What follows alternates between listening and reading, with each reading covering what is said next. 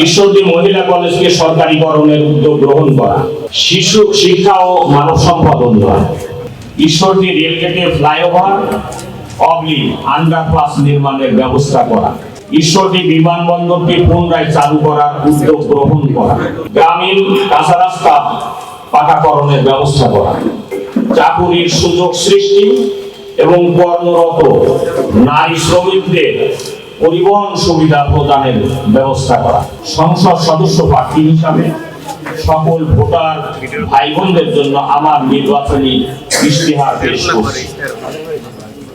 অবকাঠামো ও যোগাযোগ উন্নয়ন। ১. ঈশ্বরদী রেলগেটে ফ্লাইওভার আন্ডারপাস নির্মাণের ব্যবস্থা করা। ২. ঈশ্বরদী বিমানবন্দরটি পুনরায় চালু করার উদ্যোগ গ্রহণ করা। ৩.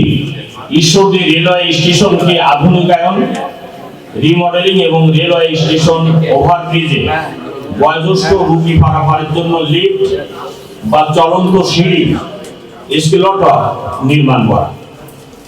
ঈশ্বরদী আটঘরিয়ার প্রয়োজনীয় স্থানে যাত্রী ছাউনি ও পাবলিক টয়লেট নির্মাণের ব্যবস্থা করা। ঈশ্বরদী আটঘরিয়ার রেল স্টেশন, বাস টার্মিনাল সহ জনসমাগমপূর্ণ এলাকায় ব্রেস্ট ফিডিং স্টেশন নির্মাণ করা। বয়োজ্যেষ্ঠ নাগরিকগণের শান্তি ও বিনোদনের জন্য উভয় উপজেলায় রুচিসম্মত আধুনিক পার্ক নির্মাণ করা। শিশুদের চিত্ত বিনোদনের জন্য উভয় উপজেলায় পৃথক শিশু পার্ক নির্মাণের উদ্যোগ গ্রহণ করা। ঈশ্বরদী আটঘরিয়া সকল গ্রামীণ কাঁচা রাস্তা পাকাকরণের ব্যবস্থা করা। ঈশ্বরদী ইপিজেডে বিনিয়োগ বৃদ্ধির মাধ্যমে চাকুরির সুযোগ সৃষ্টি এবং কর্মরত নারী শ্রমিকদের পরিবহন সুবিধা প্রদানের ব্যবস্থা করা। শিশু শিক্ষা ও মানব সম্পদ উন্নয়ন। ঈশ্বরদী সরকারি কলেজে মাস্টার্স চালু করা। ঈশ্বরদী মহিলা কলেজকে সরকারিকরণের উদ্যোগ গ্রহণ করা।